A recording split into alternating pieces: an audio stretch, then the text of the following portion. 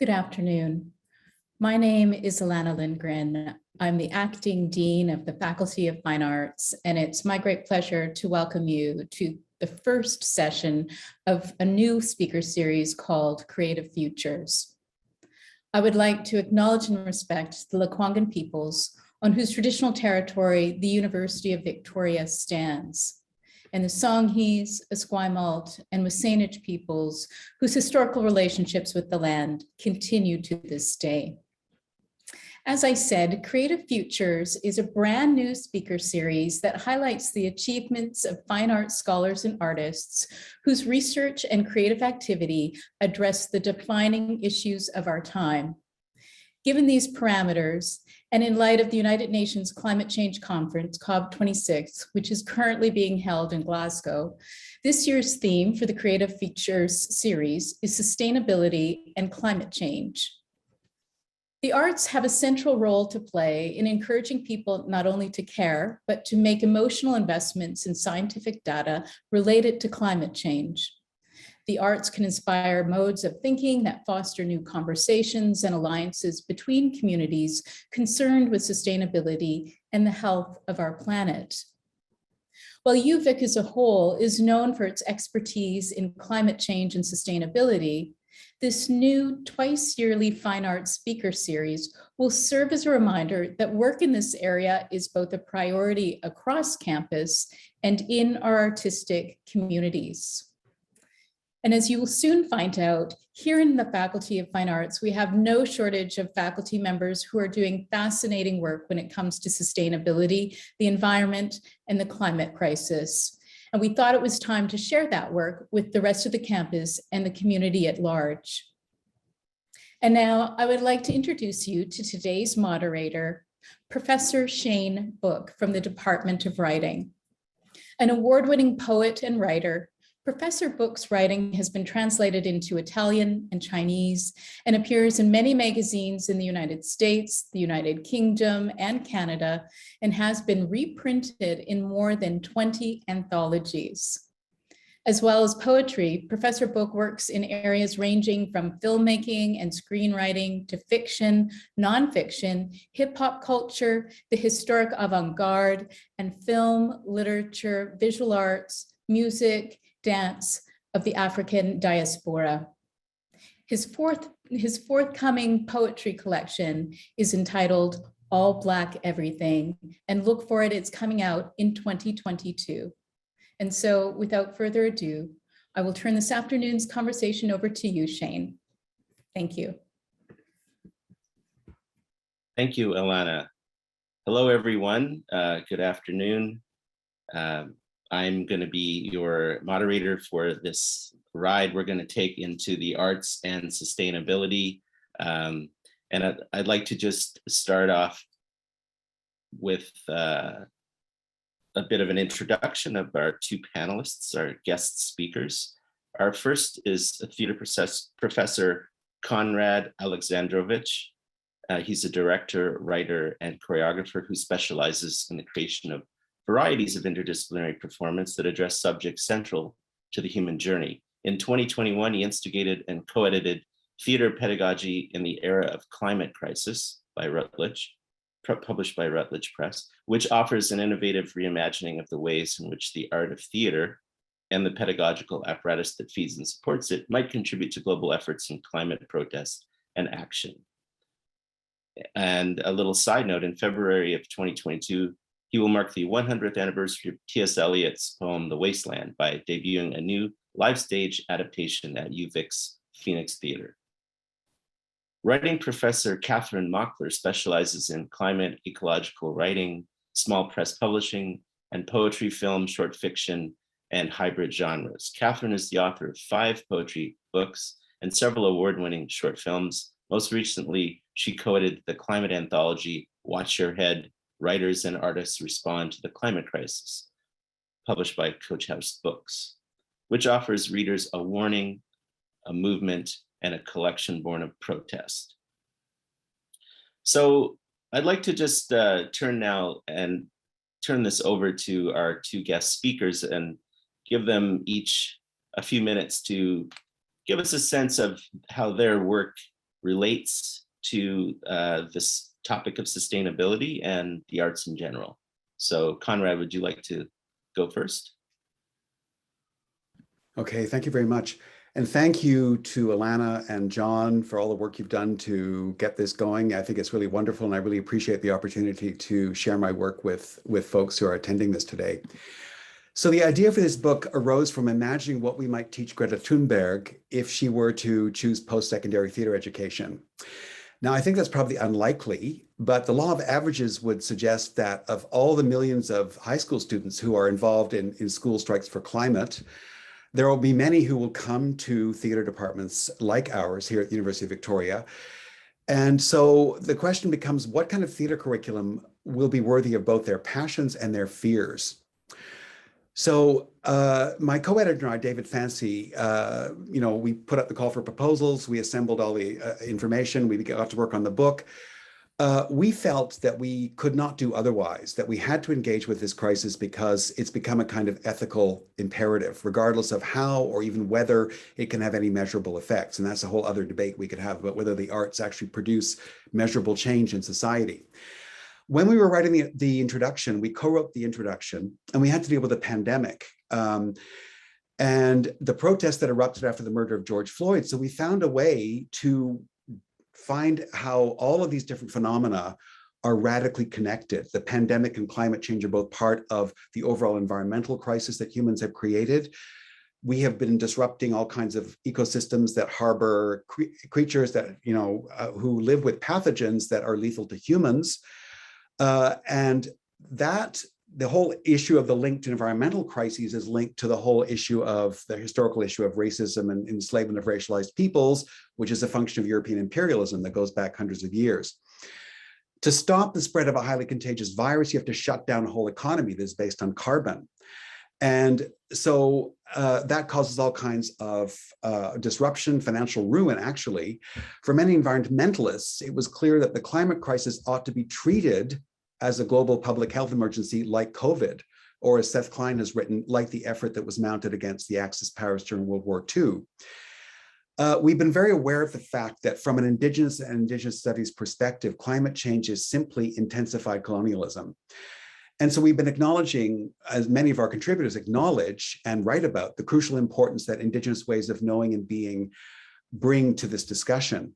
But also we've been aware of the ethical problems that are attendant upon finding ways to meaningfully and respectfully harness those different ways of being in the world, which are not about appropriation. So in other words, to take inspiration from what David Suzuki has called the ecocentric view of most Indigenous peoples' connection to the rest of the world, that life is a mesh of which we are all part.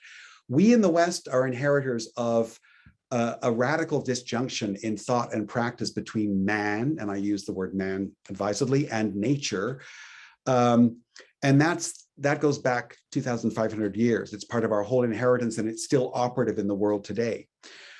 We wanted to be cognizant of acknowledging the pioneers in this area, like Una Chowdhury, who's a wonderful scholar at NYU, who was one of the first people to write about this issue. And talked about the fact that the theater has a great role to play in climate change work, as Alana noted, but also the fact that it has a huge drawback because it's always been about the human, right? It's the most anthropocentric of all the arts, as she has argued. So the area of this whole discussion that was of most interest to me was the idea of performing the non-human, of connecting with other than human existence, not just animals and plants, but also object life, and finding ways to make that alive as theatrical expression. And in fact, that's what I've been doing this term. I just came from teaching my 3rd and 4th year classes who were doing remarkable work in terms of studies in response to plant life, which is, I'm going to have to wrap up now because I've talked quite a bit already, but I'm discovering in the work that I'm doing this year at UVic how to put into practice a lot of the ideas that we have been exploring in this book that have to do with essentially decentering the human and finding ways for theater expression to to move beyond the anthropocentric. And of course, what that means is you're working with dance, with ritual, with ceremony, with all kinds of potentials that have been sort of eliminated in most traditional theatrical expression. So I'll stop there as my intro to this book. Thank you. Thank you, Conrad. Now, Kathryn, would you give us a sense of where you're coming from? Hi. Thanks so much, Shane and Alana and John and everyone who's joined us today. The book I'm going to be talking about is called Watch Your Head. Artists and writers respond to the climate crisis. And I'm going to begin with a quote by Carrie Ann Lung's piece that's both on our website and in the anthology. And she writes, "In writing in a dangerous time, what is to be said at this time? What is to be awakened? What essential truth is there to hold? I am only a storyteller, and all I've ever known has been that stories are necessary." So I'm going to talk about the Watch Your Head anthology that I edited with 14 other editors. I was, although I've always been concerned about environmental issues, it was the 2018 Intergovernment Panel on Climate Change that sounded the alarm that we had 12 years to reduce carbon emissions that really got me activated. And I began to ask the simple question, what can I do? But that question wasn't enough. The Watch Your Head project is really about collaboration with other writers, artists, and editors who share concerns about climate justice and the climate crisis. And so this project began on September 7th, 2019, when I organized a reading with 8 writers for an environmental group. And it was a climate protest around the Toronto International Film Festival. And even though the audience was small, it was one of those events that no event organizer wants to have where no one showed up. And I got this terrible sinking feeling. I had sort of separated myself from the literary community for a while. I was feeling like nobody cares about the climate crisis, which wasn't true, and got really involved in activism. And then the first thing I organized, hardly anyone showed up. But the writers didn't seem to mind. They took it in stride, as we do. And there were a few passersby, so it wasn't that nobody showed up. But anyways, something happened when I decided to video all the readers, and it didn't matter that no one was there. It was or few people were there. It was a really powerful event, and I found it really moving, and it really activated me into thinking that I had to do something with the community that I was a part of. And so I thought, oh, there should be a site. And I had published online journals before. And so it was quite easy for me to just whip up a website and publish their work. And everybody was really into it. And there was a huge response from the literary community. People were sharing the work. Stephen Beatty from the Quill and Choir wrote an article about us. And then that led to Alana Wilcox, the editorial director of Coach House Books, saying, would you like to do a print anthology? And of course we said yes. And so, and also at this time that people were really wanting to get involved. That's why we have such a large editorial collective of, I think there's around 30 of us now. And the idea is do what you can when you can, so nobody is overburdened or have signed up to something. So 14 that they might not have time to commit to. So 14 of those editors wanted to be part of the print anthology in the soliciting and selecting of work. And then, of course, the deadline for submissions came right as the pandemic hit. So we selected and read all this work when we were, in the middle of another crisis. So that was quite difficult, and it's a little bit of a blur. For me personally, working with 14 editors and 85 contributors, and while running the website at the same time. But it was a really good experience. The proceeds for the anthology are donated to Raven, which raises legal defense funds to assist Indigenous people who enforce their right and title to protect their traditional territory, and Climate Justice Toronto, youth-focused grassroots justice organization.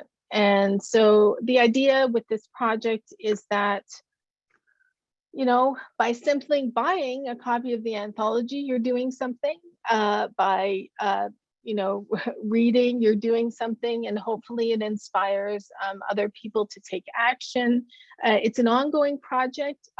Sometimes other community groups will come to us. We recently, the Oculus Common recently did a festival in Toronto that was funded by the Toronto Arts Council, and they invited 2 of our editors to curate June Pack and Sanchari Sir to curate a screening and a reading.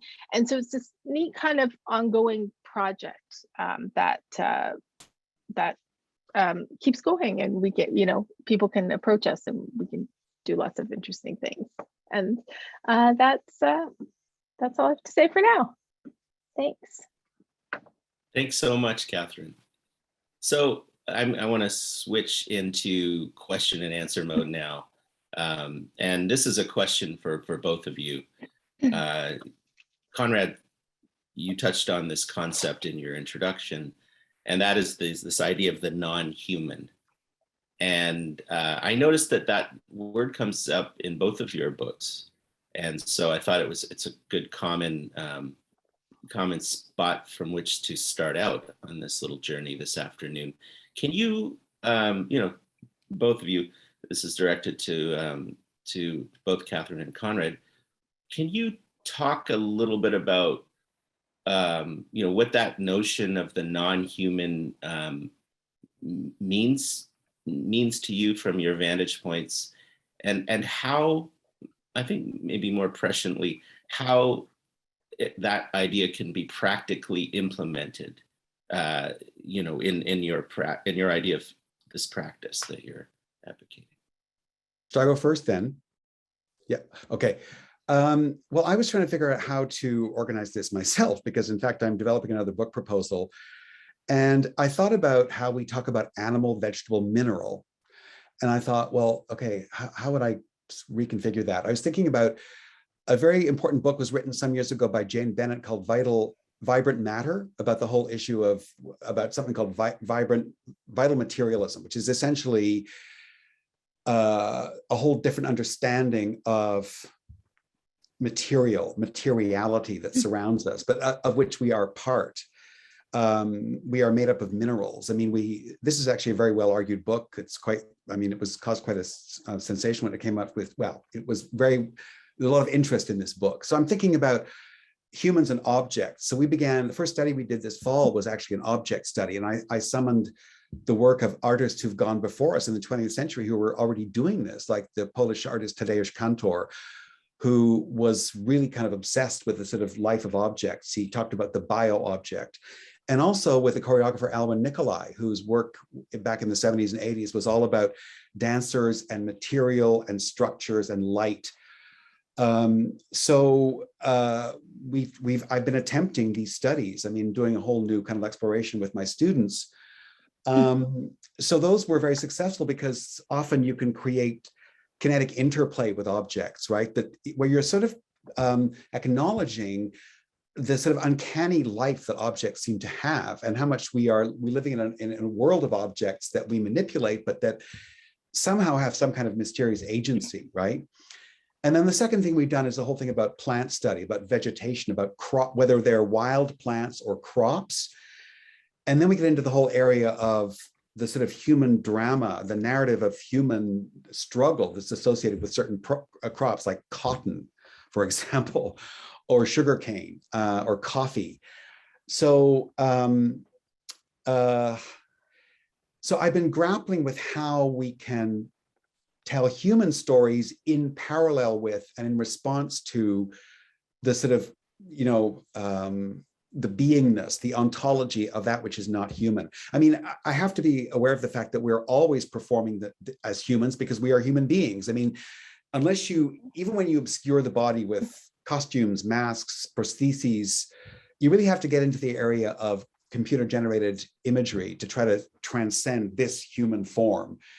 And I'm more interested actually in doing this very simply and letting the spectator create images of the non-human in their imagination, because of course the show is happening in the minds of the spectators, right?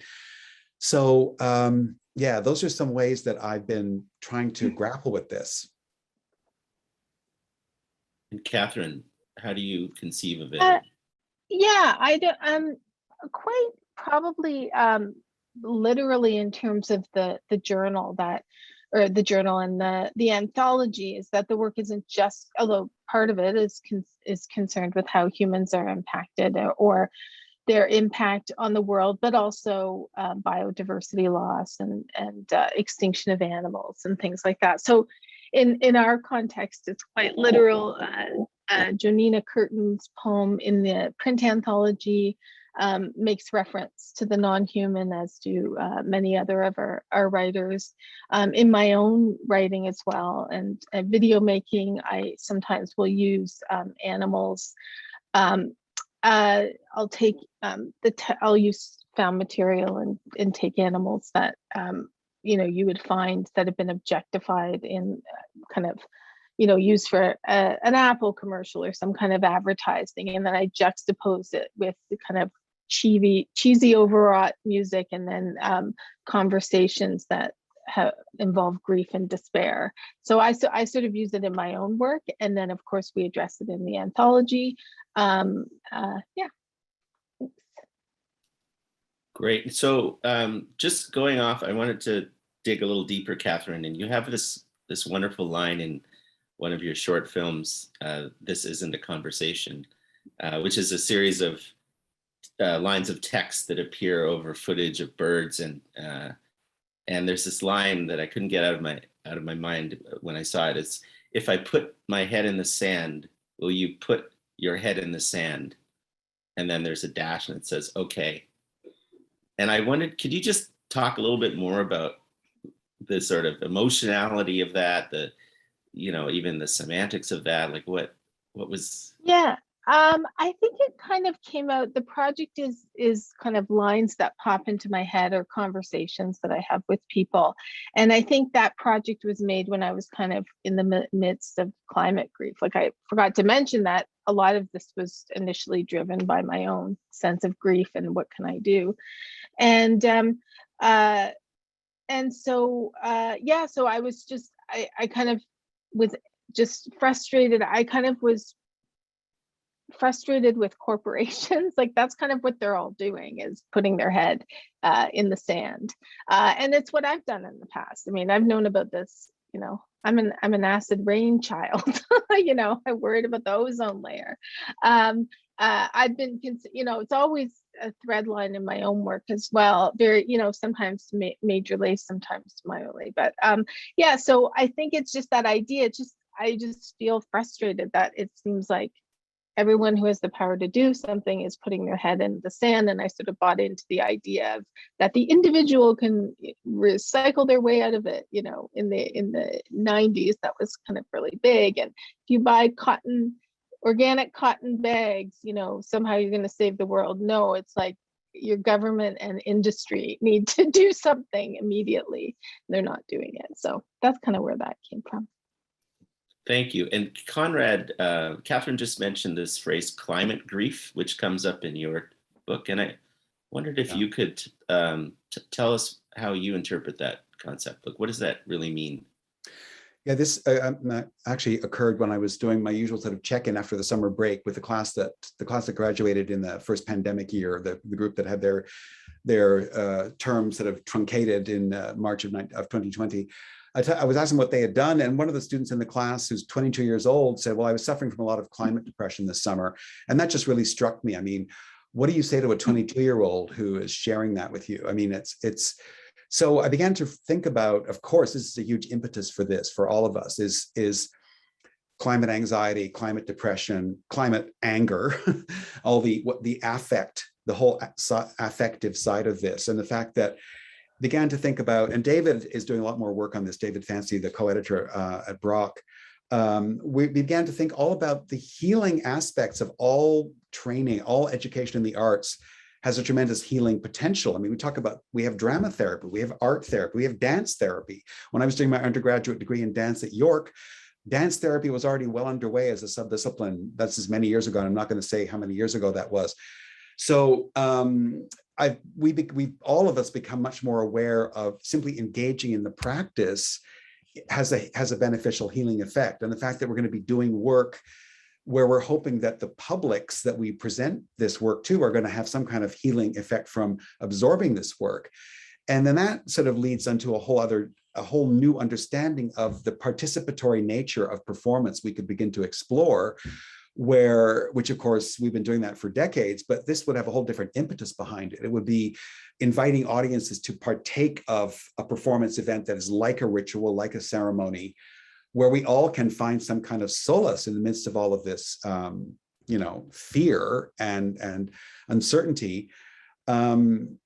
And I want to just note something that Kathryn said. Absolutely, all climate activists have said, you can stop flying if you want. You can, take switch to a vegan diet. But the people who have real power in the world, the people who can make the laws, who are running huge corporations, I mean, what we have to be doing is essentially activist oriented, because that's where real measurable change will take place, right? So I just wanted to note that in passing that, so it's about the healing effects of arts participation as a theme of this. Yeah, overall. Yeah, thanks.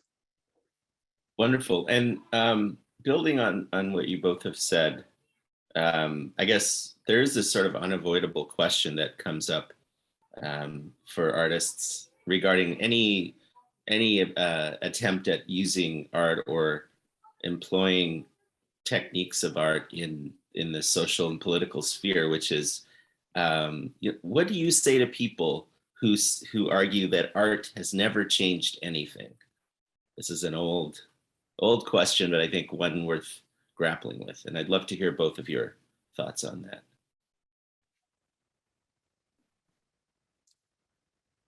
Who wants to, do you want to go first? I just spoke, Kathryn, so maybe you Kathryn, want to go ahead. Sure. I don't, I mean, I think it has. I think, we think about the world differently, we think about women differently because of, and their roles in just as one example, and their roles in society as a result of literature. So I would probably disagree with someone who said that, but in some ways, well, if for them, it doesn't do anything or it doesn't change anything, but the feeling I'm getting from scientists that I've talked to or have read about is that scientists are very, not to speak for all of them, but I'll speak in particular, Dr. Madhur Anand, who is one of on the editorial collective, is a scientist and a writer, and she's very much interested in the connection between the arts and the scientists, and I think she writes in the introduction about that we're at a standstill because the facts are there. Like nobody, the fact I'm not going to waste time arguing with someone about whether it exists or not. We're beyond that, and that's a stall tactic. But yeah, so I think it is. I think it's a way to connect with people. It's a way to protest, resist. So I think it. And I'm in some ways I'm not even that interested in conversations where about it being necessary, because I'm just doing it, and the people who I'm connecting with are doing it, and it is helping them, and it gives us opportunities to curate screenings and readings and be on panels. So I think it is helpful, but yeah. Right. This is a really, So I discussed this in one of the chapters I wrote, which is all about eco-activist performance. And I talk about the issues of efficacy and aesthetic value. The fact that we have this whole sort of long tradition where, anything that is, we talk in the theater about something being too on the nose. It's too on the nose. it's didactic. Didactic art is bad. Brecht's work is, the whole tradition of political theater is all about sort of work that is basically bad because it's telling you what you are supposed to know. And there's the whole issue of efficacy as well, that art never changed anything. And what I do in this chapter is I say it doesn't matter because we're under pressure to do this anyway. The students coming into our walking in the front door of this building over here are going to be demanding that they learn the tools to be able to construct eco-activist performance, and including interventions like those undertaken by Extinction Rebellion, which are actually illegal. I mean, I struggle with the whole issue of what is legal and who defines what is legal. Indigenous peoples have a different idea of what is legal on the land than settlers do, right? So I deal with the questions, but I also try to sort of make them moot because the students are going to be requiring that we give them these tools. I was struck by something that John McGrath said, who ran this company called 784, which I'm not sure if it still exists anymore. It was a company in Scotland. 7% of the world owned 84% of the world's wealth. I think that's even more skewed now, but he had many, many years doing political theater, touring these incredible shows. A show about oil, in fact, that was done years ago, touring all over Britain. And he came up with a wonderful quote that I cite at the end of the chapter, which is that he didn't think, after many years of doing this work, he decided that no, theater never actually made concrete change, but it was an expression of a movement for change. And it created fantastic sense of community among people who were activists, right? So it's part of something much bigger than itself. So it really isn't it isn't fair to sort of separate it out and sort of question its efficacy. It's part of the whole movement of people in given historical moments who are rising up against, oppression, essentially, right? So I think we need to just, move beyond this question because it may just be another, as Kathryn said, it's a stalling tactic or a sort of it's a subversive, it's an attempt to sort of subvert this activity, which we simply have to engage in the activity, right? It's as simple as that at this point, I would say. It's almost like saying crying isn't going to help anything, but we need to cry too, or laughing, or So I sort of it's an emotion. Art making, it's sort of an emotion. So that's really important too. Yes, of course, we need to. And the other thing we talk about in the book is the need for laughter, for comedy. That we're going to find a renewed need to make people laugh, to make ourselves laugh. Which brings in the whole issue of, again, like those protesters in Glasgow who have those big papier-mâché heads of world leaders who are essentially not doing anywhere near enough. Those bread and puppet theater, amazing, incredible stuff they would do in parades of these huge constructions, right? So all of these functions that art can serve are vital to the whole picture, right? They don't need to be anatomized and sort of given, subjected to this sort of measurement process. We need to embrace them. And so let's say you have a student, they're coming to UVic, they want to study fine arts, they're concerned about the climate crisis, they're maybe experiencing climate grief. What sort of curriculum would you, if you could wave a wand and make it all happen? Do you have, what are your thoughts about courses that could maybe round out their education in that focus way? Should I? Yeah, please. So, okay. One of the things we talk about in the book is how we have to get outside more. We have to get out there in the world, right? We have to get outside. We're lucky here. I mean, it's raining now, but little rain never hurt anybody, right? And we're very lucky in this part of the world that we can be outside a lot during the year. But then I think about people who are also working with, working in parts of Canada where we have significant winter, who are getting out into the winter, who are, that we don't have to rule out the rest of the country just because they have serious winter that we don't have. Because I come from a dance background and I work in movement, I'm already sort of working outside of traditional modes of delivery, where you have students sitting in a class, you've got tiered desks with seats that you only can angle into them a certain way. You can't really move around a lot. You've got people using PowerPoint presentations. Those things are all wonderful, but I think we can think about, it's interesting how the forms have to change as well as the content. The content we're grappling with is going to require us to embrace different forms. That's become really clear to me. Most people working in climate activist theater are not doing traditional plays. Not that traditional plays can't play a part in this, but it's very intriguing to me to note how all kinds of different relationships and uses of forms and structures are emerging in the course of grappling with this, right? So, for example, people in physical theater, in rather production and design, can think about using found objects, using recycling, because we have this terrible tradition of throwing things away. We build a set, we throw it away, build another set, throw it away. How can we use material that already exists?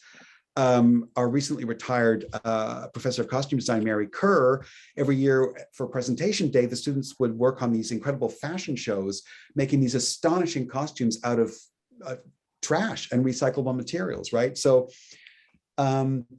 I think that the way we teach, the forms of our teaching and modes of delivery are going to change out of necessity with what we are teaching. And that includes also giving students more creative agency. One of the chapters in the book is about how taking guidance from students in our department about what kind of theater they want to do on the main stage, right? So this is going to take there'll be some moments of discomfort, I think, which I think is just something we have to embrace as we make all these significant and sometimes radical changes in what we're doing. Kathryn? Yeah, I probably shouldn't say this out loud, but anyways, I was going to say I wouldn't probably teach a climate writing course because unless I could be guaranteed that everyone could get 100% in it. It's not something I want to grade, and it's also something that I don't want to institutionalize. I just did, I'll do a workshop, like I did it yesterday, introduce my students to what I'm doing and sort of role model, invite them to participate, invite them to submit. Like I think there's ways I could, that I would like to involve the students in the project. But I just, so I haven't thought about a course in particular, but one thing I really like to do with the anthology is, and it's something I've done collaboratively with other writers before, is sort of a call and response. So you read something from the journal and then have them write images, details, feelings, thoughts, anything, and then they create their own piece out of that. And so that is something when I do workshops with the journal, with the anthology, that's one thing I really like to do. It's sort of like the work produces more work, and it just is kind of collaborative and ongoing. Even if the particular artists aren't there, anyone can take this book and pick a couple of words and then write something and kind of respond to it. So I like that idea, but I myself wouldn't probably design a course because I would just find it hard to fit it within the idea that you have to grade and things like that. And that's not where my interests lie in working with climate stuff, climate literature and art. Thank you. I have a more specific question for you, Conrad. In reading your book, I noticed there was this idea of reinventing shamanism that came up, and which I thought was fascinating. Just sort of talking about magic and practitioners of magic, and I was wondering how do you envision reinventing that shamanistic tradition, and also for students who maybe don't come from traditions that honor shamanism? Is there room for those students, or how does one make room for that kind of conversation? Yeah, those are really good questions. I just want to take something that Kathryn said. I assured the students that who were doing these projects this term that I did not want their grades to suffer because I'm trying something new. But in the course of seeing these projects, I see just the same range of work that is kind of astonishing and mind-blowing, and other work that is not quite so astonishing and mind-blowing. So I see that it is, I mean, it ends up being a piece of physical theater performance. It's in response to a different set of prompts, right? So, but I'm very aware of the fact that that it is more difficult to bring the whole sort of evaluation, apparatus to bear on this. And I've been questioning that more and more myself lately. I mean, I tell the students that grading is my least favorite part of my job. I love giving them analysis and response to what they've done, which I do in great detail, but having to grade things, I've always had a problem with that. And I'm aware of the fact that because this is so tied up with our emotional states, it seems it's that much more problematic to grade the work, right? So I'm exploring shamanic traditions that are sort of global. I'm looking at I'm actually going to get a volume of sort of this, it came out with Routledge some years ago. It's sort of like a companion to shamanist practice sort of all over the world, and looking for inspirations from that. And of course, this has been done by, in our own theater tradition. If you think about Jerzy Grotowski, yet another Polish innovator, they would do these astonishing all night long, performances. They were sort of events outside in the woods. I used to think that was kind of mad. It has a whole different meaning now for me. One of the things I've written recently is a chapter in Theater Topics about reimagining the work of Antonin Artaud, who was also, this crazed visionary who proposed a kind of theater that you might argue is impossible. It doesn't seem so impossible now. So there are forerunners to these kinds of practices in our theatrical tradition that we could sort of take them up and reconsider them, reimagine how we might redeploy them. There's a lot of re's going on there. So it's not like we're making this up out of whole cloth. We can look at traditions of other peoples in the world, again, trying to be aware that we're not trying to appropriate anybody's in a disrespectful way, but looking to gain inspiration from the work that other artists have done in other times and places, and what other peoples have done and are doing in the world today. And what I've been saying, and David and I have been discussing the fact that, we have to invent this tradition ourselves, most of us who are settlers here. So I'm concerned about what my pre-Christian European forebears used to do. And this, I'm fully aware of the fact that this is quite out there, but, I'm okay with that. I'm okay with looking at, what were the Druids all about? What is neo-Druidism? I'm not saying that all of our theater expressions have to turn into ritual and ceremony, which we're doing outside. I'm just saying that we have to open ourselves up to all these possibilities, right? And who knows what will come out of this, right? It's exciting for me, even though it's also, we're undertaking all these measures in a very scary time. So I'm always aware of the fact that we're prompted by something that is an emergency, which is, dire, right? So, yeah. I love that concept of neo-Druidism. One could only hope it's not as harmful to the environment as neoliberalism. I suspect it wouldn't be quite as awful. Well, also, I think they practice human sacrifice, so I don't think I'm going to recommend that to anybody. But speaking of neoliberalism, I mean, they also practice human sacrifice. It's just, yes, exactly. Just their legal scale, right? Legal ways. In her book, she has argued that the climate crisis it's the most unfortunate intersection of this environmental crisis and the emergence of this economic model that's become predominant to the point where it's not even questioned anymore. And Greta Thunberg has to say, you and your fantasies of endless economic growth, that's what malignancy is, right? So it is, what we're facing now is made much more worse by, I don't know how many orders of magnitude, because of the economic model that is the predominant one in the world today. So I have a question in here from the audience that I would like to put to you both.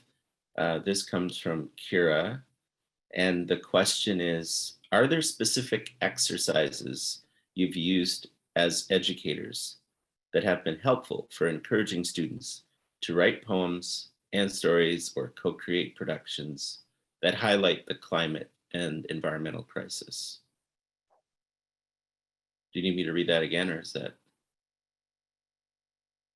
Do you want to take a stab at that, Kathryn? Sure. Again, because I don't teach this, this is something I do outside of my teaching. I mostly do workshops. But one of the things that I do in my teaching, I guess I'll say that, is that I do sort of model a lot of, I try like personal agency to do something or create something. And so other than the call and response, I have lots of different prompts and things like that. But I really try and instill in them, like, you can create your own journal, you can create your own chapbook, you can publish your own book, and to really kind of instill the idea of, like, you don't need somebody else to tell you or give you permission to do something. So those are the kind of values that I really try to get across. But because all the work I do is outside of the institution, it's not, other than a few, writing prompts and telling my story about what I'm doing, I haven't engaged in that way with students. And then because it's still a new project, still very new project, and I, recently just joined the UVic faculty, my hope is that students will want to become involved in the journal. So I think that's something that will be, that's down the road a little bit, but thanks for the question. I'd just like to note that there's a scene being rehearsed outside my office right now. And so if you hear some spirited dialogue coming in, that's what that is. So I'm just going to get a book here. So an important part of what I teach is the Viewpoints method of improvisation composition. Here's the Viewpoints book by Anne Bogart and Tina Landau. So what we've been doing is we've been doing these improvisations outside. And one of the viewpoints, there are 9 different viewpoints of improvisation, like tempo, duration, kinesthetic response, repetition. One of these is architecture, which has to do with creating physical responses to the world around you. So it's easily exportable out the door of this building. We've been using various locations around the fine arts complex. And the students have been, it's a logical thing to do, is to get outside the building and improvise outside. If you were going to be doing this yourself, you'd want to, again, understand how to use the tool. It doesn't take a whole lot of training. One thing about viewpoints that's so great is that anybody can do the viewpoints. So you're finding an imaginative relationship with, a Douglas fir or a cedar, or with rhododendron, and the possibilities are endless. There's kinetic interactions with plants. There's, you just get out there and dig in to what's out there. And the students are showing their work now. So I had one group in the 3rd year class who did their duet outside. It was beautiful. It was powerful. So I'm encouraging the students to get outside and create their work outside. And we began to do this because of the pandemic. Last year, students were filming their work outdoors. They had a partner filming all their work. So all the shape and space studies that I do in their first term, and the fantastic animals they create, which has been part of my my intro curriculum for years now, had a whole different set of potentials and meanings when they were done outside. So getting outside of buildings, we can, it's not that difficult to do that. Certainly in the classes that we have, which tend to be often very small, seminar size classes. Thank you, Conrad. I love that idea of changing the context, moving outside, and it seems, yes, that seems to call to mind Ptolemy, I think, who one of the supposedly the first architects to the Egyptian idea of, like, buildings that could properly design buildings that could boost your moral integrity. the reverse, I think, seems to be true. Leaving the building behind can free up some mental space. And that leads me to ask Kathryn. I noticed in your, and this is a question, I guess, about tone and emotion. You've talked a little bit about that already, but in the film, there's this remarkable mixture of humor and bitter dread. It's just like this great stew that permeates that visual work. And I wondered if you could talk about how if it's this conscious decision, if you think of this as some sort of a tool to defend against the climate grief, or what function does it serve to you? Yeah, I think humor is a really powerful tool. And even though I'm generally sort of a doom and gloom, miserable person, I also like to laugh and I like to have fun. And so one thing I do, or I did, I'm trying to show, students, if I do a workshop or people I interact with, that it doesn't just have to be depressing to talk about the climate. And so, I mean, it's not something I do consciously. It's just sort of my personality. I'll say something like Code Red for Humanity, quote that from the UN, and then say something lighter to contradict it. So it's sort of just the way I am. And so then I think that finds its way into the work, but it also is sort of what the journal and the site is all about. There's certainly lots of grief in the work, but there's also humor and joy.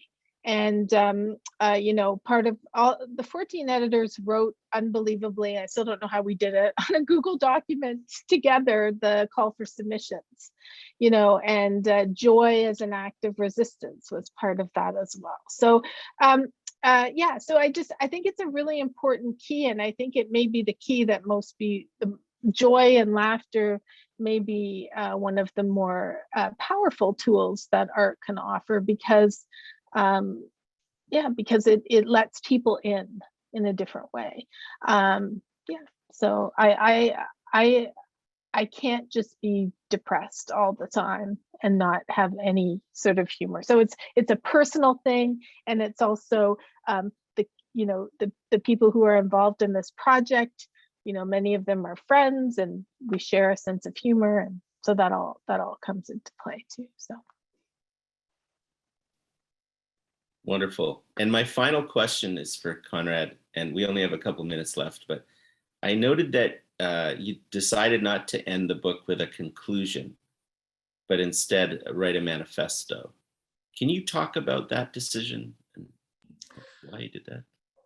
Well, this is, I suppose, where the activist element of this comes in. We are challenging theater educators everywhere to think about how they can transform what they're doing in meaningful ways, out of a sense of, a moral imperative, as well as interest. I mean, simply, we're all people who are curious, sort of fundamentally curious about the world around us. How could we continue to be simply sort of following along the same paths that we have been for years and years? So it was a way to, we were trying to sort of find a way to capture in a number of sort of bullet points all the ways in which we can take practical steps. And of course, each of the chapters in the book ends with something called Practically Speaking, ellipsis, and then we have a series of bullet points. So we asked each author, each contributor, to come up with a series of elements of practical advice you could give to people reading your chapter. So we tried to sort of pull that all together, and in the different sort of topic areas. It seemed, again, another example of how the form of what we're doing will have to change in response to the content that we're trying to communicate. Yeah. Wonderful. Well, looking at the time, I'm told that we're going to have to wrap this up. I would like to first thank you, Kathryn and Conrad, for a wonderful discussion / interview, and your exciting works, both of them. I encourage our audience members to get both of these books, and to look for the work of both Conrad and Kathryn also outside of these texts. I want to thank Alana for spearheading this initiative. And I would lastly like to thank John Threfall for being the person behind the curtain who runs this whole ship. And thank you also to the audience for your participation at the question, and just for witnessing this vital discussion that these two excellent artists are engaged in. Thank you, Shane, for the great questions. And thank you, Kathryn, for for presenting such wonderful ideas. I can't wait to get this book. And to John, yes, for doing such a great job with managing all of this, and to Alana for setting this in motion. Much appreciated, everybody. Thank you so much. Yeah, thank you so much. And thank you, Shane and Conrad and everyone else. It was great to be a part of this.